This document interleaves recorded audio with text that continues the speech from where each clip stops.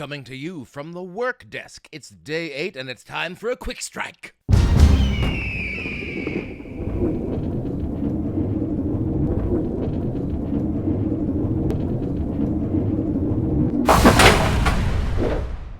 Hello and welcome to the Dohyo here on Mr JWags channel. Things are actually a little busy for me this morning, so I don't have time to set up the shot in the corner with the radiator, but we are here at the work desk, ready for a quick strike here on day 8. Of course, a quick strike is a quick, tapa-sized, amuse-bouche of an episode that we release mid-Basho to keep us hungrier for more sumo. But of course, spoilers abound. If you have not watched through day 8 of the July 2024 tournament, stop, watch through day 8, and return to us. So after day 8, it looks like we have both the most expected result and the least expected result.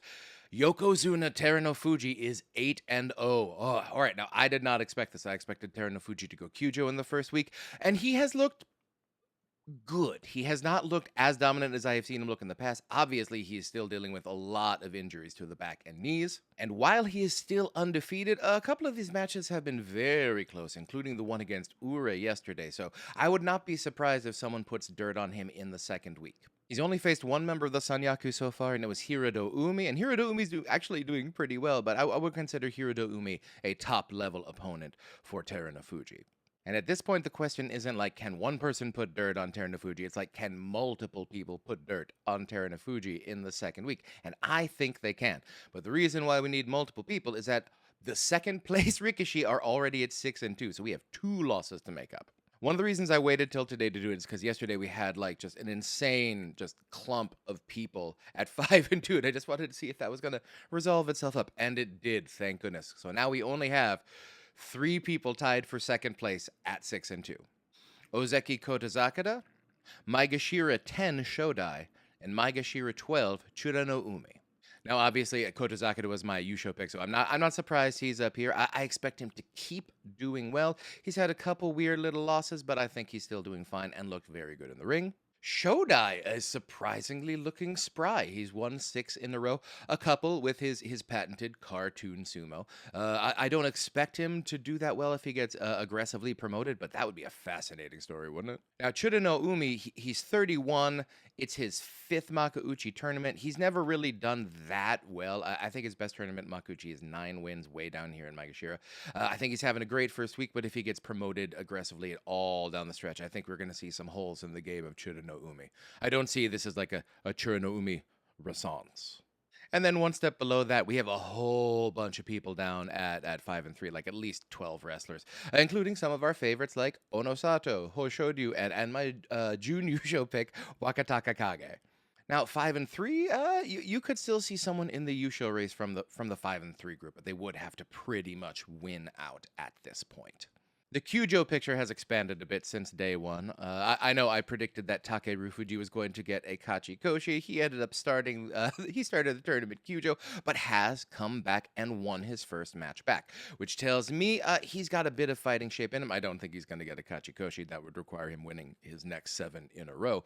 But if he's back and winning a couple matches, that means he's not going to drop all the way down to Makushita, and making a comeback from Juryo is so much easier than making it from Makushita. So good luck, Terunofuji. Heal up and get enough wins to have a good Juryo rank next tournament. Maegashira 15 Chiyoshima also started Kyujo, has come back and won a couple matches. Good for him. Glad to see he's healthy. However, Maegashira, Takayasu, Onosho, and Asanoyama have all gone Kyujo. And Asanoyama's looked real bad.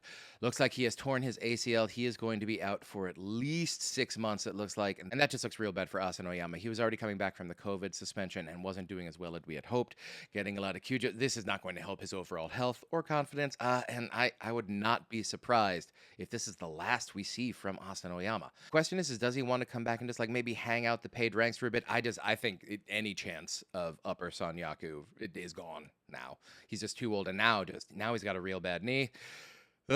Sorry, Asanoyama. It was a good run. Now we have two Ozeki who are trying to fight their way back to the rank. We have like double Kadaban, Ozeki Wake, Kirishima, and he started off with a 3-0 record. Great. And then he ended up losing like 4 of his next 5, which is not good.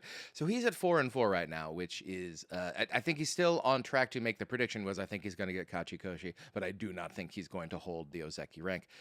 That's just it's a bridge too far at this point. Even though he has already faced 6 of the 8 Sanyaku, I just don't see him having the strength to pull this one off. He only has 1 more loss and a whole week to go. Now Takakeisho, who is only Kadaban, which means he only needs 8 wins to come back. He's a 3-5, which is a slightly better position than Kirishima, but he has only faced 3 of 8 Sanyaku members, so he, of course, is going to have a much tougher second week. And again, I am not optimistic about Takakeisho's chances at this point. Slightly happier news, Juryo 10 Shishi is having a great tournament and stands alone atop of the Juryo Bansuke right now with a 7-1 record. I would love to see that Ukrainian win his first Juryo Yusho. Go on, Shishi, with the bad self. All right, this has been a really interesting Basho so far. Let's see if anyone can put dirt on Terunofuji in the second week. Thank you for coming, and I will see you again on our next Quick Strike.